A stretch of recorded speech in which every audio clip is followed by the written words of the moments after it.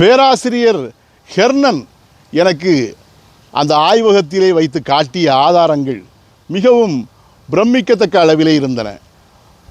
கோண்ட்வானா மற்றும் லவ்ரேஷியா ஹைப்போதீசிஸ் என்று குறிப்பிடப்பட்ட அந்த ஆதாரத்தை அவர்கள் எனக்கு காட்டிய போது அது ஒரு கருதுகோளாக இருந்தாலும் கூட அந்த ஆதாரம் எனக்கு மிகவும் மெய்சிலிர்க்க வைத்தது. கோண்ட்வானா என்பதை நான் தென்பெரும் கண்டம் என்றும் லவ்ரேஷியா என்பதை வடபெரும் கண்டம் என்றும் நான் பெயர் சூட்டினேன். அது 200 மில்லியன் ஆண்டுகளுக்கு முன்பாக இருந்ததாக கருதப்படக்கூடிய ஒரு கருதுகோள் என்றாலும் கூட அந்த நிலப்பகுதியானது தென் அமெரிக்கா, ஆப்பிரிக்கா, ஆஸ்திரேலியா அதனுடன் இணைந்து இந்தியாவும் ஆப்பிரிக்க கண்டத்தின் மெடகாஸ்கர் பகுதிக்கு மிக நெருக்கமாக அமைந்திருந்தது.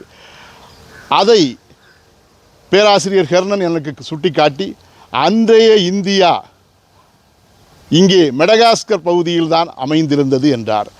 நான் அவருக்கு சொன்னேன், அதைத்தான் நாங்களும் குமரி கண்டம் என்ற பெயரிலே குறிப்பிடுகிறோம். அன்றைய குமரி கண்டம் தான் இன்றைய இந்தியா. அன்றைய குமரி கண்டம் ஆசியாவுடன் ஒட்டி இல்லை என்று நான் அவருக்கு இன்னும் தெளிவுபடுத்தினேன்.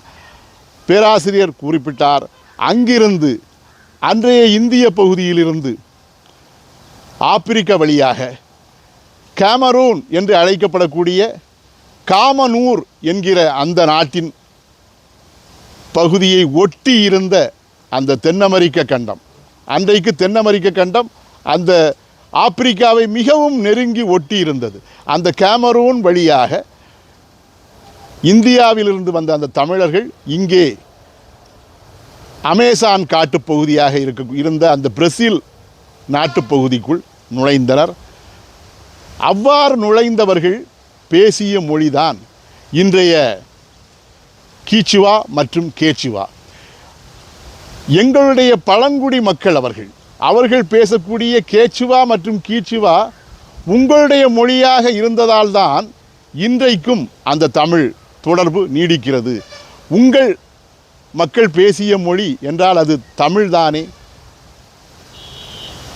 என்று அவர் என்னிடம்